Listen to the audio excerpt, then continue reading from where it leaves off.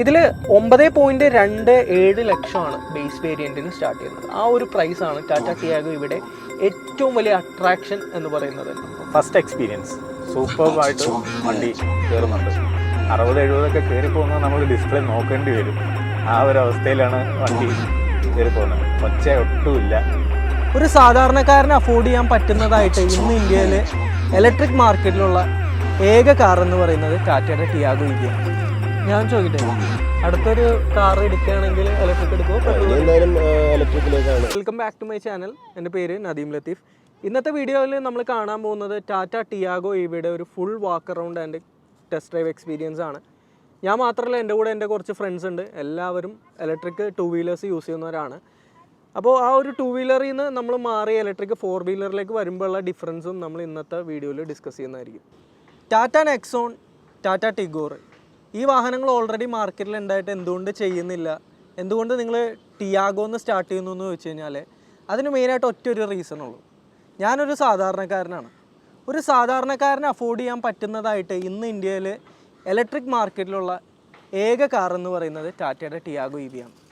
ആ ഒരു റീസൺ കൊണ്ട് തന്നെയാണ് ഞാൻ ഒരുപാട് നാളായിട്ട് ഈ ഒരു വണ്ടി ഇറങ്ങാൻ വേണ്ടിയിട്ട് വെയിറ്റ് ചെയ്തിരുന്നത്.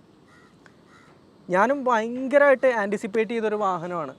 ലോഞ്ച് ഡേയിൽ തന്നെ ഏകദേശം 10,000-ഓളം ബുക്കിങ്ങുകൾ കിട്ടിയൊരു വാഹനമാണ് ടാറ്റ ടിയാഗോ ഇവി. ഇന്ന് ഈ ഒരു വണ്ടിയുടെ ബുക്കിംഗ് ഏകദേശം 50,000-ഓളം കഴിഞ്ഞിരിക്കുന്നു ഓൾറെഡി. നമുക്ക് ടാറ്റ ടിയാഗോ ഇവിയുടെ ഡിസൈനിൽ നിന്ന് തന്നെ സ്റ്റാർട്ട് ചെയ്യാം. ഒറ്റ നോട്ടത്തിൽ കണ്ടു കഴിഞ്ഞാൽ നമ്മുടെ മാർക്കറ്റിൽ അവൈലബിൾ ആയിട്ടുള്ള പെട്രോൾ വേരിയൻറ്റ് അങ്ങനെ തന്നെയാണ് കാണാൻ. ഈ ഒരു കളർ സ്കീമിൽ മാത്രമാണ് മെയിനായിട്ട് ഒരു ഡിഫറൻസ് ഇവർ കൊടുത്തിട്ടുള്ളൂ. ഫ്രണ്ടിൽ നമ്മൾ നോക്കുകയാണെങ്കിൽ പ്രൊജക്ടർ ഹെഡ് ലാമ്പ്സ് നമുക്ക് കാണാൻ സാധിക്കും. ഫോഗ് ലാമ്പ്, അതുപോലെ തന്നെ DRLും അവർ കൊടുത്തിട്ടുണ്ട്. ടാറ്റയുടെ ലോഗോയും സെൻട്രലി നമുക്ക് കാണാൻ സാധിക്കും. അതിൻ്റെ അടുത്തായിട്ട് .EV എന്നുള്ള ഒരു ബാഡ്ജിങ്ങും അവർ കൊടുത്തിട്ടുണ്ട്. ഇവിടെ എല്ലാം കംപ്ലീറ്റ്ലി കവേർഡ് ആയിട്ടാണ് ഈ ഒരു വണ്ടി വരുന്നത്. അത്യാവശ്യം കുറച്ച് ഡിസൈൻ എലമെൻറ്റ്സ് കാര്യങ്ങളെല്ലാം ഫ്രണ്ടിൽ വരുന്നുണ്ട്. അത്യാവശ്യം ക്യൂട്ടായിട്ടുള്ളൊരു ലുക്കാണ് ടാറ്റ ടിയാഗോ ഇവിക്ക് അവർ കൊടുത്തിരിക്കുന്നത്. നമ്മുടെ കയ്യിൽ നിന്നുള്ളത് ഇവരുടെ ടോപ്പ് വേരിയൻ്റ് ആയിട്ടുള്ള ടെക് ലെക്സ് എന്ന് പറയുന്ന മോഡലാണ്. സൈഡിൽ നിന്ന് ഇപ്പോൾ നമ്മൾ നോക്കിക്കഴിഞ്ഞാൽ വീണ്ടും ഒരു .EV ബാഡ്ജിങ് നമുക്കിവിടെ കാണാൻ സാധിക്കും. ഓട്ടോമാറ്റിക്കായിട്ട് ക്ലോസും ഓപ്പണും ആവുന്ന ORVMs നമുക്ക് കാണാം. അതുപോലെ തന്നെ ബോഡി കളേർഡ് ആയിട്ടുള്ള ഡോർ ഹാൻഡിൽസ് ആണ് കൊടുത്തിരിക്കുന്നത്. അതിലൊരു പിയാനോ ബ്ലാക്ക് ട്രിമ്മും കാര്യങ്ങളൊക്കെ കൊടുത്തിട്ടുണ്ട്. ഒറ്റ നോട്ടത്തിൽ നമുക്കൊരു അലോയ് വീലൊക്കെ ആയിട്ട് തോന്നുമെങ്കിലും ഇതിനെ ആക്ച്വലി ഹൈപ്പർ സ്റ്റൈൽ റിം എന്നാണ് ടാറ്റ വിളിക്കുന്നത്. ഇത് അലോയ് വീലും അല്ല, എന്നാൽ അതേസമയം വീൽ ക്യാപ്പും അല്ല. ഇത് ഇവരുടെ റിമ്മിൻ്റെ കൂടെ തന്നെ അവരൊരു പ്ലാസ്റ്റിക് എലമെൻ്റൊക്കെ ചേർത്തിട്ടൊരു പ്രത്യേക ടൈപ്പ് ലുക്കാണ് കൊടുത്തിരിക്കുന്നത്. ഇത് ചെയ്തിരിക്കുന്നതെന്ന് വെച്ച് കഴിഞ്ഞാൽ വെയിറ്റ് റിഡക്ഷന് വേണ്ടിയും അതുപോലെ തന്നെ എന്താ പറയുക ലുക്കിനും കൂടെ വേണ്ടിയിട്ടാണ്. അപ്പോൾ ഇവിടെ ആയിട്ടാണ് നമ്മുടെ ടാറ്റ ടിയാഗോ ഇവിടെ ചാർജിങ് പോർട്ട് വരുന്നത്. അത് അത്യാവശ്യം നല്ല രീതിയിൽ തന്നെ കവേർഡാണ്. ഇത് ഓപ്പൺ ചെയ്യാനായിട്ട് നമുക്ക് ഡ്രൈവർ സീറ്റിൻ്റെ അടുത്ത് തന്നെ ഒരു എന്താ പറയുക ഒരു നോബുണ്ട്. അത് ജസ്റ്റ് നമ്മൾ പുള്ളി ചെയ്ത് കഴിഞ്ഞാൽ അതിങ്ങനെ ഓപ്പൺ ആയിട്ട് വരും. പിന്നീട് നമ്മൾ ഈ ഒരു റബ്ബർ ഗ്യാസ്കറ്റ് ഓപ്പൺ ചെയ്ത് കഴിഞ്ഞാൽ നമുക്ക് നമ്മുടെ ചാർജിങ് പോർട്ട് കാണാൻ സാധിക്കും. അപ്പോൾ ഈ ചാർജിങ് പോർട്ട് നിങ്ങൾ കണ്ടില്ലേ, ഇതിനൊരു പ്രത്യേകതയുണ്ട്. അതായത് വെച്ച് കഴിഞ്ഞാൽ ഈ ഒരു പോർഷൻ യൂസ് ചെയ്തിട്ടാണ് നമ്മൾ ഹോം ചാർജിങ് അല്ലെങ്കിൽ സ്ലോ ചാർജിങ് ഒക്കെ ചെയ്യുന്നതെങ്കിൽ ഇത് രണ്ടും കൂടെ കമ്പൈൻ ചെയ്തിട്ടാണ് നമുക്ക് ഫാസ്റ്റ് ചാർജർ വരുന്നത്. നമ്മളത് ഇപ്പോൾ ഒരു 4 വീലർ ഫാസ്റ്റ് ചാർജർ നോക്കിക്കഴിഞ്ഞാൽ അതിൻ്റെ കണക്ടർ ഏകദേശം ഇതുപോലെയാണ് ഇരിക്കുക. ഇത് രണ്ടും കൂടെ കണക്ട് ചെയ്ത് കഴിയുമ്പോഴാണ് വണ്ടി നമുക്ക് ഫാസ്റ്റ് ചാർജ് ചെയ്യാൻ സാധിക്കുന്നത്. ടോപ്പ് വേരിയൻ്റ് ആയതുകൊണ്ട് തന്നെ നമുക്ക് റിയർ വൈപ്പറും ഇതിൻ്റെ കൂടെ വരുന്നുണ്ട്. പിന്നെ നമുക്കിവിടെ ആൻറ്റി ഫോഗർ കാര്യങ്ങൾ കാണാം. ടാറ്റയുടെ ബാഡ്ജിങ്ങും ടിയാഗോ .EV എന്നുള്ള ബാഡ്ജിങ്ങും ഇവിടെയും കൊടുത്തിട്ടുണ്ട്. ഇനി ഇവിടെ ടോപ്പ് വേരിയൻറ്റിൽ തന്നെ നമുക്ക് ഇവിടെ ആയിട്ട് ഒരു ഇലക്ട്രിക്കൽ ടെയിൽ ഗേറ്റ് ആണ് നമുക്ക് വരുന്നത്. നമുക്കത് പ്രസ് ചെയ്ത് കഴിഞ്ഞ് കഴിഞ്ഞാൽ ഇതുപോലെ ബൂട്ട് ഓപ്പൺ ചെയ്യാൻ സാധിക്കും. ഈ ഇലക്ട്രിക് ടെയിൽ ഗേറ്റിൻ്റെ താഴെയായിട്ട് നമുക്ക് റിയർ വ്യൂ ക്യാമറയും കാണാൻ സാധിക്കും. പിന്നെ പ്രത്യേകിച്ച് കാര്യമായിട്ടൊന്നും തന്നെ ബാക്കിൽ കൊടുത്തിട്ടില്ല. നോർമൽ ഒരു ടിയാഗോയിൽ കാണുന്ന ഒരു ലുക്ക് തന്നെയാണ്. പിന്നെ നമ്മൾ വണ്ടിയുടെ മുകളിലേക്ക് വരികയാണെങ്കിൽ ടോപ്പ് വേരിയൻറ്റിൽ നിന്ന് ഇതുപോലെ ബ്ലാക്ക് കളേർഡ് റൂഫാണ് വരുന്നത്. അത് അത്യാവശ്യം ഈ ഒരു കളറിനെ കോംപ്ലിമെൻറ്റ് ചെയ്ത് നിൽക്കുന്ന രീതിയിലാണ്. 240 ലിറ്ററിൻ്റെ ബൂട്ട് സ്പേസ് ആണ് നമുക്ക് ടിയാഗോ ഇവിയിൽ വരുന്നത്. അത്യാവശ്യം തരക്കേടില്ലാത്തൊരു ബൂട്ട് സ്പേസ് എന്ന് വേണമെങ്കിൽ നമുക്ക് പറയാം. കാരണം ഇതിൻ്റെ ബാറ്ററിയും കാര്യങ്ങളെല്ലാം ഈ പിലിയൻ സീറ്റിൻ്റെ അടുത്ത് വരുന്നതുകൊണ്ട് തന്നെ കുറച്ച് സ്പേസ് നമുക്ക് അതിനകത്ത് പോയിട്ടുണ്ട്. എന്നിരുന്നാലും ഒരു ഫാമിലിക്ക് യാത്ര ചെയ്യാൻ നേരത്തെ അത്യാവശ്യം സാധനങ്ങൾ നമുക്ക് ഇതിനകത്ത് സ്റ്റോർ ചെയ്യാൻ സാധിക്കും. സോ അപ്പോൾ ഇതാണ് നമ്മുടെ ടാറ്റ ടിയാഗോയുടെ കൂടെ വരുന്ന നോർമൽ ചാർജർ. 3.3 kWh ചാർജറാണ് നമുക്ക് ബേസ് വേരിയൻറ്റുകളുടെ കൂടെ വരുന്നത്. ഇതിൻ്റെ തന്നെ 7.2 kWh കുറച്ചുകൂടെ പവർഫുൾ ആയിട്ടുള്ള ചാർജർ നമുക്ക് ടോപ്പ് വേരിയൻറ്റിൽ 2 കൂടെ അവൈലബിൾ ആണ്. അപ്പോൾ ഈ ഒരു ചാർജർ വെച്ചുകൊണ്ട് ഏകദേശം 7.5 മണിക്കൂർ കൊണ്ട് നമുക്ക് നമ്മുടെ വണ്ടി ഫുൾ ചാർജ് ചെയ്യാൻ സാധിക്കും. അതല്ല 7.2 kWh ചാർജർ ആണെങ്കിൽ 3.5 മണിക്കൂർ കൊണ്ട് തന്നെ നമ്മുടെ വണ്ടി നമുക്ക് വീട്ടിൽ ഫാസ്റ്റ് ചാർജ് ചെയ്യാൻ സാധിക്കും. ടാറ്റ ടിയാഗോ ഇവിടെ ബാറ്ററി പാക്ക് പിലിയൻ സീറ്റിൻ്റെ അടിയിൽ വരുന്നതുകൊണ്ട് തന്നെ നമുക്ക് ഇതിനകത്ത് സ്റ്റെപ്പിനി ഉൾപ്പെടുത്താനുള്ള സ്പേസ് കാര്യങ്ങളൊന്നുമില്ല. അപ്പോൾ അതിന് പകരം ഒരു പങ്ക്ചർ കിറ്റാണ് അവർ ഈ വണ്ടിയുടെ കൂടെ ഉൾപ്പെടുത്തിയിരിക്കുന്നത്. ഡ്യുവൽ ടോൺ ഇൻറ്റീരിയേഴ്സാണ് നമ്മുടെ ടെക്ലെക്സ് എന്ന് പറയുന്ന മോഡലിൽ വരുന്നത്. അതുപോലെ തന്നെ ലെതർ റാപ്പിഡ് ആയിട്ടുള്ള സ്റ്റിയറിങ്ങും കാര്യങ്ങളൊക്കെ വണ്ടിയിൽ വരുന്നുണ്ട്. അത്യാവശ്യം നല്ല ഭംഗിയുള്ളൊരു ക്യാബിനാണ് നമ്മുടെ വണ്ടിക്ക് കൊടുത്തിരിക്കുന്നത്. ഏകദേശം ടിഗോറിൻ്റെയൊക്കെ സെയിം ക്യാബിനാണ്. നമ്മൾ കയറിയിരിക്കുമ്പോൾ തന്നെ അത്യാവശ്യം ഒരു ലക്ഷറി ഫീല് നമുക്ക് ഇതിനകത്ത് ഫീല് ചെയ്യുന്നുണ്ട്. ബിൽഡ് ക്വാളിറ്റി അത്യാവശ്യം ഡീസൻ്റ് ആണെന്ന് പറയാം. നമ്മുടെ ഈ AC വെൻസിന് ചുറ്റുമെല്ലാം അവർ ആ ഒരു ഐക്കോണിക് ആയിട്ടുള്ളൊരു ബ്ലൂ ട്രിം കൊടുത്തിട്ടുണ്ട്. ഇവിടെ ആയിട്ട് ഹസാർഡ് ലാമ്പ്, 7 ഇഞ്ചിൻ്റെ ഹർമാൻ്റെ ടച്ച് സ്ക്രീൻ നാവിഗേഷൻ സിസ്റ്റമാണ് നമുക്ക് ഇതിനകത്ത് വന്നിരിക്കുന്നത്. അതിനടിയിലായിട്ട് അത്യാവശ്യം കുറച്ച് സ്വിച്ചുകൾ കാണാം. ഇവിടെ റീജനറേഷൻ സെലക്ട് ചെയ്യാനുള്ള സ്വിച്ചുകളുണ്ട്. നമുക്ക് റീജനറേഷൻ 3 ലെവലുകളായിട്ട് സെറ്റ് ചെയ്യാം, അല്ലെങ്കിൽ ഓഫ് ചെയ്തിടാം. അതുപോലെ തന്നെ നമ്മുടെ ബൂട്ട് ഓപ്പൺ ചെയ്യാനും ചാർജർ അൺലോക്ക് ചെയ്യാനും സെൻട്രൽ ലോക്കിനുള്ള സ്വിച്ച് കാര്യങ്ങളൊക്കെ വരുന്നുണ്ട്. ടെക്ലെക്സ് എന്ന് പറയുന്ന ടോപ്പ് വേരിയൻറ്റ് മാത്രമാണ് ഇതുപോലെ സ്റ്റാർട്ട് സ്വിച്ച് വരുന്നത്. നമുക്കിവിടെ തന്നെ സ്റ്റാർട്ടും ചെയ്യാം സ്റ്റോപ്പും ചെയ്യാം. നമുക്ക് അതുപോലെ തന്നെ ഇതിൻ്റെ കൂടെ വരുന്നത് ഒരു സ്മാർട്ട് കീ ആണ് വരുന്നത്. ഈ ഒരു മോഡലിൽ മാത്രമാണ് നമുക്ക് സ്മാർട്ട് കീ വരുന്നത്. ഇതിന് താഴേക്ക് വരുന്ന മോഡലിലെല്ലാം ഫ്ലിപ്പ് കീ ഒക്കെയാണ് വരുന്നത്. പിന്നെ നമ്മൾ താഴേക്ക് വരികയാണെങ്കിൽ ഇവിടെ ഓട്ടോമാറ്റിക് ആയിട്ടുള്ള ടെമ്പറേച്ചർ കൺട്രോളിനുള്ള നോബുകളും കാര്യങ്ങളെല്ലാം കൊടുത്തിട്ടുണ്ട്. നമുക്ക് ഓട്ടോമാറ്റിക് വണ്ടി ആയതുകൊണ്ട് തന്നെ ഗിയറോ കാര്യങ്ങളൊന്നുമില്ല, കംപ്ലീറ്റ്ലി ഈ നോബിലാണ് വരുന്നത്. നമ്മൾ ഏത് മോഡ് സെലക്ട് ചെയ്തു എന്നുള്ളത് ഇവിടെ ഒരു ലൈറ്റിൽ കാണാം. ന്യൂട്രൽ, ഡ്രൈവ്, സ്പോർട്ട്, റിവേഴ്സ് എന്നിങ്ങനെ 4 മോഡുകളാണുള്ളത്. ഇവിടെ ആയിട്ടൊരു USB പോർട്ട് കാര്യങ്ങളുണ്ട്. 12 വോൾട്ടിൻ്റെ ഒരു ചാർജർ, ട്രാവൽ ചാർജർ കണക്ട് ചെയ്യാനുള്ളൊരു ഓപ്ഷനും നമുക്കിവിടെ കാണാൻ സാധിക്കും. ഇനി നമ്മൾ സ്റ്റിയറിംഗിലേക്ക് വരികയാണെങ്കിൽ ഇവിടെ ആയിട്ട് നമുക്ക് ബ്ലൂടൂത്ത് കണക്ടിവിറ്റിയുടെ ഓപ്ഷൻസ് കാണാം. വോളിയം കൺട്രോൾ ചെയ്യാനും കോൾ എടുക്കാനും കട്ട് ചെയ്യാനൊക്കെ കാണാൻ സാധിക്കും. അതുപോലെ തന്നെ ഇവിടെ ആയിട്ട് കംപ്ലീറ്റ്ലി ക്രൂയിസ് കൺട്രോളിൻ്റെ ഓപ്ഷൻസ് ആണ് കൊടുത്തിരിക്കുന്നത്. ക്രൂയിസ് കൺട്രോൾ എന്ന് പറയുന്നത് ഏറ്റവും ടോപ്പിൽ വരുന്ന 2 വേരിയൻറ്റുകളിൽ മാത്രമാണ് വരുന്നത്. പിന്നെന്താ, ബോട്ടം ഫ്ലാറ്റ് ആയിട്ടുള്ള സ്റ്റിയറിംഗ് ആണ് നമുക്ക് വരുന്നത്. ഇവിടെ ആയിട്ട് നമുക്കിതിൻ്റെ ഡിസ്പ്ലേയും കാര്യങ്ങളും കാണാം. അത്യാവശ്യം തരക്കേടില്ലാത്തൊരു ഡിസ്പ്ലേ ആണ്. ഇതിൽ നമുക്ക് നമ്മുടെ ബാറ്ററി പെർസെൻറ്റേജ്, അതുപോലെ തന്നെ റേഞ്ച്, മോഡ്, അങ്ങനെയുള്ള കാര്യങ്ങൾ കാണാൻ സാധിക്കും. ടൈം, ഓഡോമീറ്റർ, ബാക്കി എല്ലാ കാര്യങ്ങളും അതിൽ തന്നെയാണ്. അതുപോലെ തന്നെ നമുക്ക് എത്രത്തോളം ചാർജ് ഉണ്ട് എന്നുള്ള ഇൻഡിക്കേഷനും നമ്മുടെ റീജൻ്റെ ഇൻഡിക്കേഷനും നമ്മൾ കൊടുക്കുന്ന ത്രോട്ടിലിനനുസരിച്ചുള്ള ഇൻഡിക്കേഷൻസ് കാര്യങ്ങളെല്ലാം ഈ ഒരു ഡിസ്പ്ലേയിൽ തന്നെ വരുന്നുണ്ട്. വളരെ സിമ്പിളായിട്ട് നീറ്റായിട്ടുള്ളൊരു ഡിസ്പ്ലേ ആണ്. നമുക്ക് സ്റ്റിയറിങ്ങിൽ തന്നെ ടിൽറ്റ് ഓപ്ഷനും കാര്യങ്ങളും നമുക്കിതിനകത്ത് വരുന്നുണ്ട്. പിന്നെ ഇതൊരു ഓട്ടോമാറ്റിക് വാഹനം ആയതുകൊണ്ട് തന്നെ നമുക്ക് ക്ലച്ചും കാര്യങ്ങളൊന്നുമില്ല. ബ്രേക്കും അതുപോലെ തന്നെ ആക്സിലറേറ്റർ മാത്രമേ ഉള്ളൂ. സീറ്റ് നമുക്ക് ഹൈറ്റും കാര്യങ്ങളെല്ലാം നമുക്ക് അഡ്ജസ്റ്റ് ചെയ്യാൻ സാധിക്കും. ഇവിടെ ആയിട്ട് അത്യാവശ്യം ചെറിയ സ്റ്റോറേജ് നമുക്ക് കൊടുത്തിട്ടുണ്ട്. ഇവിടെ എല്ലാം ബോട്ടിൽ ഹോൾഡേഴ്സ് ഉണ്ട്. ഇവിടെ വീണ്ടും ഒരു 12 വോൾട്ടിൻ്റെ ട്രാവൽ അഡാപ്റ്റർ കണക്ട് ചെയ്യാനുള്ള ഒരു ഓപ്ഷൻ ഉണ്ട്. ഇവിടെയും ഒരു സ്റ്റോറേജ് സ്പേസ് ഉണ്ട്. ഇവിടെ ആയിട്ടാണ് ഇതിൻ്റെ ഗ്ലൗ ബോക്സ് വരുന്നത്. ഇത് കൂൾഡ് ആയിട്ടുള്ള ഗ്ലൗ ബോക്സ് ആണ്. ഇതിനകത്തും അത്യാവശ്യം തരക്കേടില്ലാത്ത ഒരു സ്പേസ് ആയതുകൊണ്ട് തന്നെ ഡോക്യുമെൻറ്റ്സ് കാര്യങ്ങളൊക്കെ നമുക്കിതിൽ വെക്കാൻ സാധിക്കും. ഇവിടെ ആയിട്ട് നമുക്കൊരു ചെറിയൊരു സ്റ്റോറേജ് കാണുന്നുണ്ട്. നമുക്ക് വേണമെങ്കിൽ ഒരു പേഴ്സോ കാര്യങ്ങളൊക്കെ നമുക്കിവിടെ വെക്കാൻ സാധിക്കും. ഇവിടെ ആയിട്ട് ബോണറ്റ് ഓപ്പൺ ചെയ്യാനുള്ള ലിവർ കൊടുത്തിട്ടുണ്ട്. അതുപോലെ തന്നെ ഇവിടെ കാണുന്ന ഈ ഒരു ചെറിയ നോബ് നമ്മൾ പുള്ള് ചെയ്ത് കഴിഞ്ഞാൽ നമ്മുടെ ചാർജറിൻ്റെ ലിഡ് ഓപ്പൺ ആയിട്ട് വരും. പിന്നെ ഡോറിലേക്ക് നമ്മൾ നോക്കിക്കഴിഞ്ഞാൽ ഇവിടെ ആയിട്ട് ഇതിൻ്റെ സ്പീക്കറും കാര്യങ്ങളൊക്കെ ഉണ്ട്. കുറച്ച് ഡീസൻ്റ് ആയിട്ടുള്ള സ്റ്റോറേജ് കാര്യങ്ങളൊക്കെ ഉണ്ട്. ഒരു ബോട്ടിലൊന്നും അതിനകത്ത് ഇരിക്കും തോന്നുന്നില്ല, എന്നാലും അത്യാവശ്യം ഡീസൻ്റ് ആയിട്ടുള്ളൊരു സ്റ്റോറേജ് വരുന്നുണ്ട്. പിന്നെ ഇവിടെ ആയിട്ട് നമുക്കിതിൻ്റെ മിറേഴ്സ് അഡ്ജസ്റ്റ് ചെയ്യാനുള്ള ഓപ്ഷൻസ് കാര്യങ്ങളെല്ലാം കൊടുത്തിട്ടുണ്ട്. ഇതാണ് സീറ്റ് ഏറ്റവും ബാക്കിലേക്ക് നീക്കിയിട്ടിട്ടുള്ള ഒരു നീ റൂം എന്ന് പറയുന്നത്. ഏകദേശം 5 അടി 8 ഇഞ്ചാണ് എൻ്റെ ഒരു ഹൈറ്റ്. ഞാൻ ഈ സീറ്റ് ഇങ്ങനെ ഇട്ടിട്ടിരിക്കുന്ന സമയത്ത് ഇത്രയും ഹെഡ് റൂം മുകളിലേക്ക് വരുന്നുണ്ട്. ഇതാണ് ടാറ്റ ടിയാഗോ ഇവിയുടെ ബാക്കിലെ ഒരു സീറ്റിംഗ് അറേഞ്ച്മെൻറ്റ്. ഞാൻ ആ ഡ്രൈവർ സീറ്റ് ഏറ്റവും ബാക്കിലേക്ക് നീക്കിയിട്ടിട്ടും എനിക്ക് ഏകദേശം ഇത്രയും സ്പേസോളം ബാക്കി വരുന്നുണ്ട്. ഇവനിപ്പോൾ നമ്മളൊരു 6 അടി പൊക്കമുള്ളൊരു വ്യക്തിയാണെങ്കിൽ ജസ്റ്റ് ഒന്ന് മുട്ടുന്ന രീതിയിലാണ് ഇരിക്കുക. ഒരുപാടൊന്നും സ്പേസ് നമുക്ക് ബാക്കിലില്ല എങ്കിലും അത്യാവശ്യം ഡീസൻ്റ് ആയിട്ട് 5 പേർക്ക് ഇരുന്ന് യാത്ര ചെയ്യാൻ സാധിക്കും. ഒരുപാട് അത്യാവശ്യം സൈസുള്ളവർ വന്നാൽ മാത്രമാണ് നമുക്കൊരു ബുദ്ധിമുട്ട് വരിക. എന്നാലും ഒരു ഫാമിലിക്ക് അത്യാവശ്യം സുഖമായിട്ടിരുന്ന് യാത്ര ചെയ്യാൻ പറ്റുന്ന ഒരു വാഹനം തന്നെയാണ് Tata Tiago E V. Tata Tiago ഇവിടെ റേഞ്ചിനെ പറ്റി നമ്മൾ പറയുകയാണെങ്കിൽ 2 റേഞ്ച് ഓപ്ഷൻസ് ആണ് നമുക്ക് വരുന്നത്. മീഡിയം റേഞ്ചും ഹൈ റേഞ്ചും.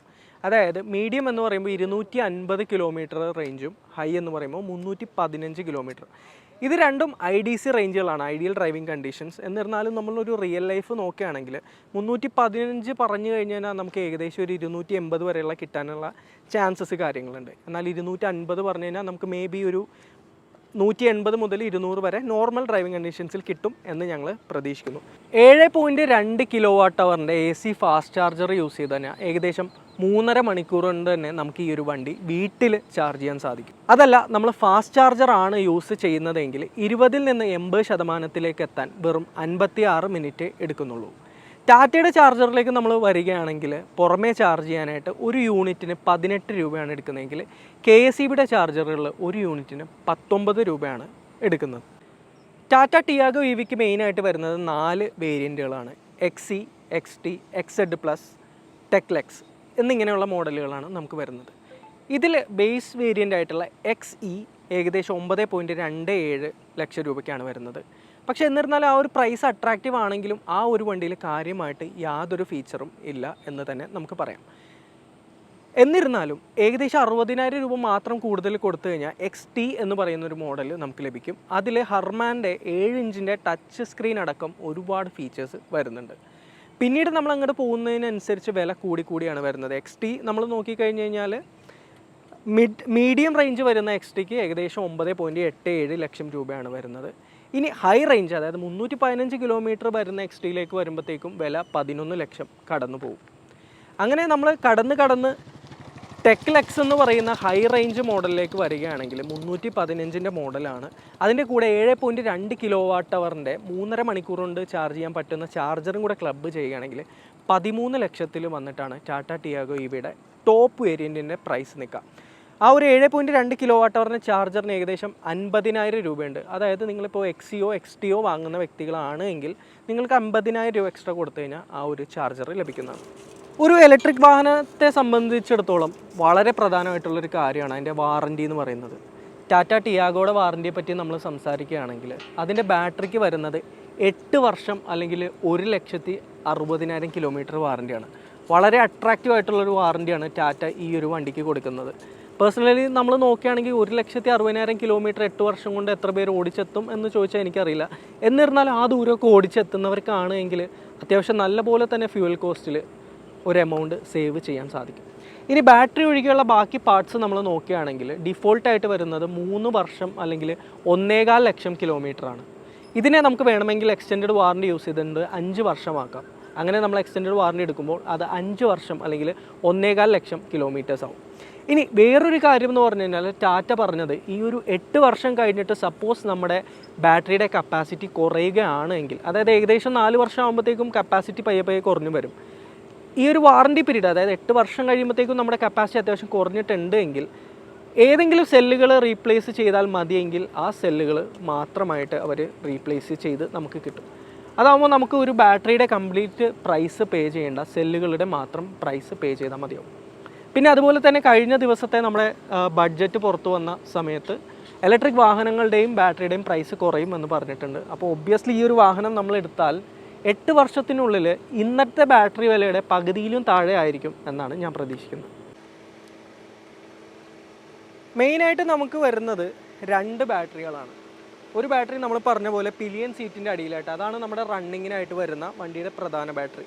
പിന്നെ നമുക്ക് ലൈറ്റിനും കാര്യങ്ങൾക്കൊക്കെ ആയിട്ടൊരു ഓക്സിലറി ബാറ്ററി കൊടുത്തിട്ടുണ്ട്. ഇവിടെ നിങ്ങൾ കാണുന്നതാണ് ഈ ഒരു വണ്ടിയുടെ MCU എന്ന് പറയുന്നത്. 250 കിലോമീറ്റർ റേഞ്ച് പറയുന്ന വണ്ടിക്ക് വരുന്ന ബാറ്ററി പാക്ക് എന്ന് പറയുന്നത് 19.2 kWh ആണ്. ഇനി 315 കിലോമീറ്റർ റേഞ്ച് പറയുന്ന വേരിയൻറ്റിലേക്ക് നമ്മൾ വന്നു കഴിഞ്ഞാൽ 24 kWh ബാറ്ററിയാണ് വരുന്നത്. അതായത് ഒരു ഫുൾ ചാർജിന് 24 യൂണിറ്റ് കറണ്ട്. ആ ഒരു 24 യൂണിറ്റ് 8 വെച്ച് മൾട്ടിപ്ലൈ ചെയ്ത് കഴിഞ്ഞാൽ നമുക്ക് മാക്സിമം ഒരു വീട്ടിൽ ഫുൾ ചാർജ് ചെയ്യുമ്പോൾ എത്ര രൂപയാകും എന്നുള്ള അറിയാൻ സാധിക്കും. നമ്മൾ ആ ഒരു റണ്ണിങ് കോസ്റ്റ് വെച്ച് നമ്മൾ കമ്പയർ ചെയ്യുകയാണെങ്കിൽ ഏകദേശം 1 രൂപ അല്ലെങ്കിൽ അതിൽ താഴെ മാത്രമാണ് ഒരു ഇലക്ട്രിക് കാർ ഓടാനായിട്ടുള്ള ചിലവ് നമുക്ക് വരുന്നുള്ളൂ. ബേസിക്കലി ഒരു പെട്രോൾ സ്കൂട്ടറിന് തന്നെ ഇതിൽ കൂടുതൽ ചാർജ് നമുക്ക് വരുന്നുണ്ട് 1 കിലോമീറ്റർ ആയിട്ട് ഓടാൻ. അങ്ങനെ നമ്മൾ നോക്കുകയാണെങ്കിൽ നമുക്കൊരു പെട്രോൾ സ്കൂട്ടർ കൊണ്ട് നടക്കുന്ന അതേ ചിലവിൽ ഒരു ഇലക്ട്രിക് കാറ് കൊണ്ട് നടക്കാം. അപ്പോൾ ബേസിക്കലി നമ്മൾ നോക്കിക്കഴിഞ്ഞ് കഴിഞ്ഞാൽ ഇനീഷ്യൽ ഇൻവെസ്റ്റ്മെൻറ്റ് അത്യാവശ്യം തരക്കേടില്ല എന്ന് തന്നെ നമുക്ക് പറയാം ടിയാഗോക്ക്. തുടങ്ങുന്നത് തന്നെ 9.2 ലക്ഷത്തിലാണ്. 13 ലക്ഷം വരെ ടോപ്പ് വേരിയൻറ്റിന് വരുന്നുണ്ട്. നമ്മളത് പെട്രോൾ വണ്ടിയായിട്ട് കമ്പയർ ചെയ്യുകയാണെങ്കിൽ കുറച്ച് കൂടുതലാണ് എങ്കിൽ പോലും ഈ കൂടുതലായിട്ട് മുടക്കുന്ന പൈസയുടെ ഇരട്ടിയായിട്ട് നമുക്ക് റണ്ണിങ് കോസ്റ്റിലൂടെ തിരിച്ച് പിടിക്കാൻ സാധിക്കും.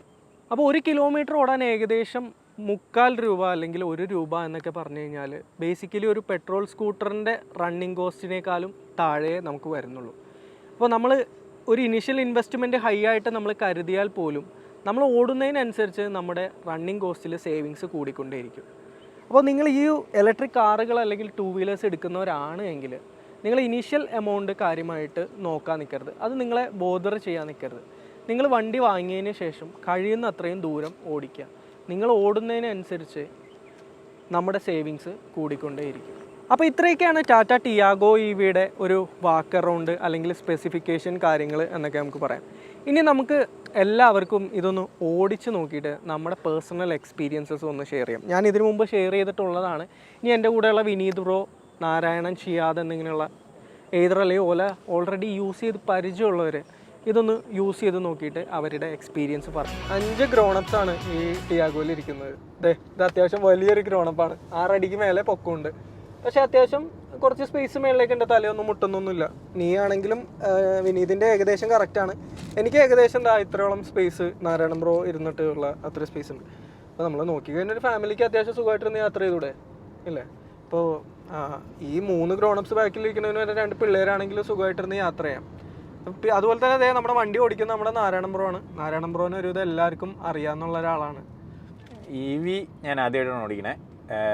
ഓട്ടോമാറ്റിക് ഗിയർ ഓടിച്ചിട്ടുണ്ടെങ്കിലും EVയുടെ ഫസ്റ്റ് എക്സ്പീരിയൻസ് ആണ്. വണ്ടിക്ക് നല്ല പവറുണ്ട്. വണ്ടി നല്ല നമ്മൾ ആക്സിലേറ്ററിലേക്ക് കാല് കൊടുക്കണ്ട. ബ്രേക്ക് ജസ്റ്റ് ഡ്രൈവ് മോഡ് ഇട്ടിട്ട് ബ്രേക്ക് വിടുമ്പോൾ തന്നെ അത്യാവശ്യം വണ്ടി നല്ല സ്മൂത്തായിട്ട് മൂവ് ആവുന്നുണ്ട്. നമ്മൾ ചെറുതായിട്ടൊന്ന് ആക്സിലേഷൻ കൊടുത്തു വരുമ്പോൾ തന്നെ നല്ല പിക്കപ്പ് ഉണ്ട് വണ്ടിക്ക്. ഭയങ്കര പവർ ഫീൽ ചെയ്യുന്നുണ്ട്. EVയിൽ ഞാൻ ഇത്രയും പ്രതീക്ഷിച്ചില്ല. ബട്ട് ഫസ്റ്റ് എക്സ്പീരിയൻസ് സൂപ്പർബായിട്ട് വണ്ടി കയറുന്നുണ്ട്.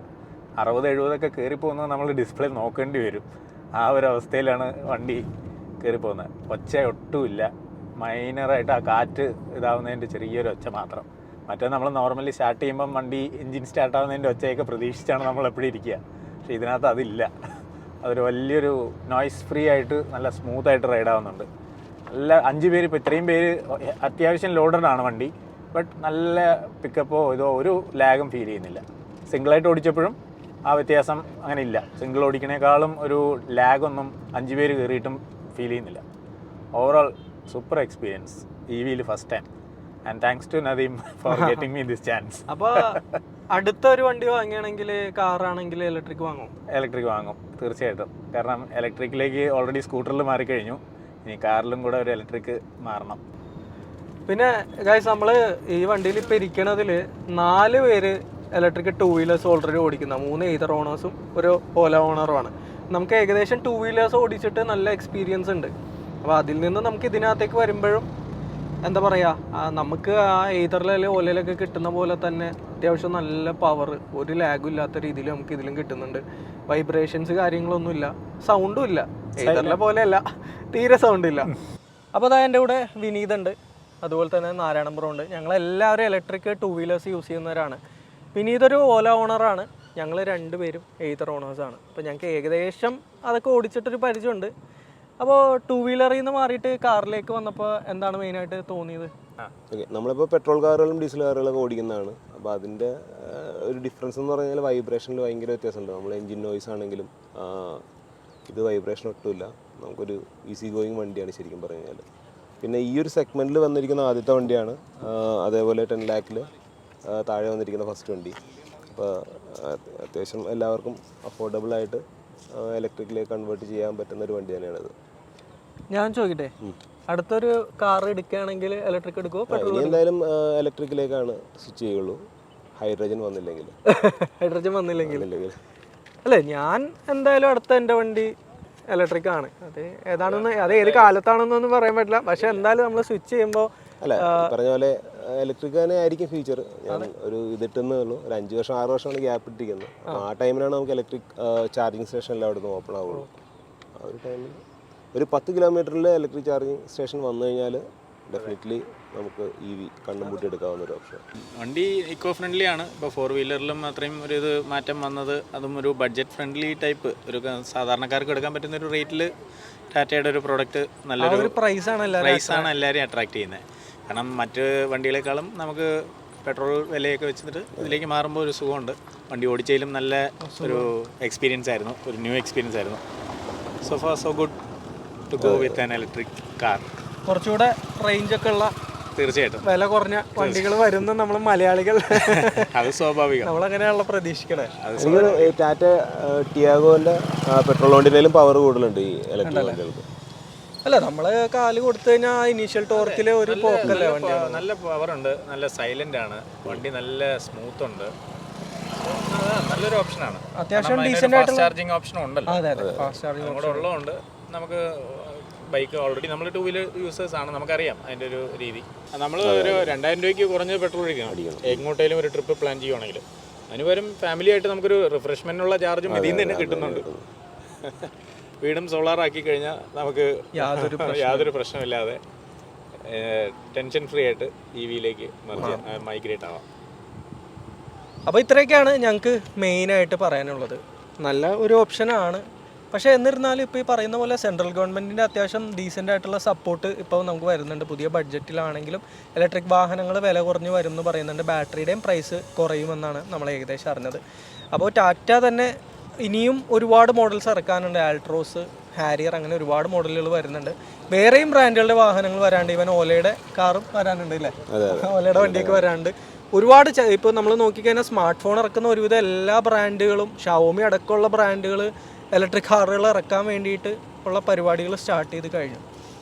അപ്പോൾ കുറച്ചുകൂടെ നാൾ കഴിയുമ്പോഴത്തേക്കും ഇതിലും ചീപ്പറായിട്ട് വീണ്ടും റേഞ്ച് കൂടിയ വാഹനങ്ങൾ നമുക്ക് കിട്ടും. അതുപോലെ തന്നെ നമ്മുടെ നാട്ടിലെ ചാർജിങ് ഇൻഫ്രാസ്ട്രക്ചർ ഇമ്പ്രൂവ് ആകും എന്ന് പ്രതീക്ഷിച്ചുകൊണ്ട് ഞങ്ങൾ നിർത്തുന്നു. ബൈ. Thank you.